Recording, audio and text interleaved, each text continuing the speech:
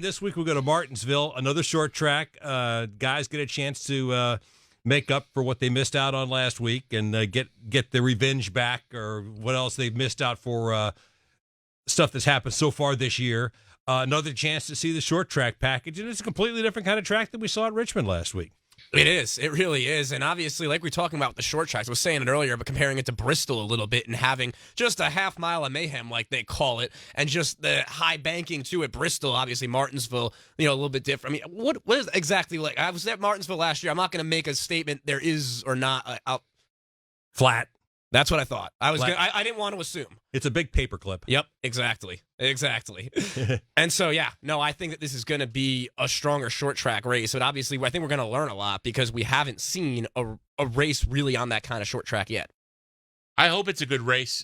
And you only got 400 laps compared to 500 laps to get the job on Sunday. So maybe we'll see a little bit of chrome horns being put to the test on Sunday. It's a triple header weekend. Trucks on Friday night. Xfinity on Saturday night, and then Cup on Sunday afternoon. So if you're coming, bring a jacket. It's going to be a little bit cooler than I think everybody expected for April, but I'm cautiously optimistic that we're going to have 3 good shows. Well, it was chilly last year, if I remember correctly, at Martinsville in the spring race, and we did not get a very good show, and they blamed it a lot on the fact that it was so cold. So I don't know if we can. We got a different short track package. I don't know if we can equate one with the other and say it's going to be the same type show this year, Shane. But as you look at this, we talked earlier about, and Chris especially talked about the Fords struggling. How important is it? I mean, if they don't have the speed for a race, this is an opportunity, though, for them to make something happen. How important is it for the Fords to get, a win sooner or later here? They don't have one yet this year. I think obviously, it's extremely important, but specifically, remember that Martinsville the very last race we had at Martinsville? Remember who won that race?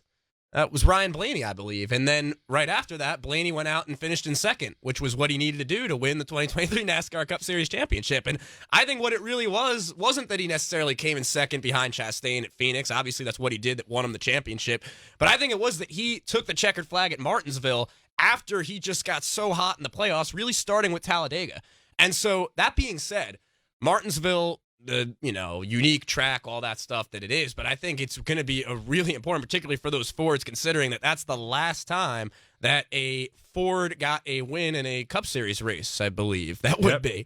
And so, that being said, it's possible to have the speed there, but I think this is going to be really important, especially considering that we had Daytona and we had Atlanta, big super speedway style racing to start off the year. We had Vegas, we had Phoenix, we've had a really short track like Bristol. Now we've had Richmond. Ford's still yet to get a win.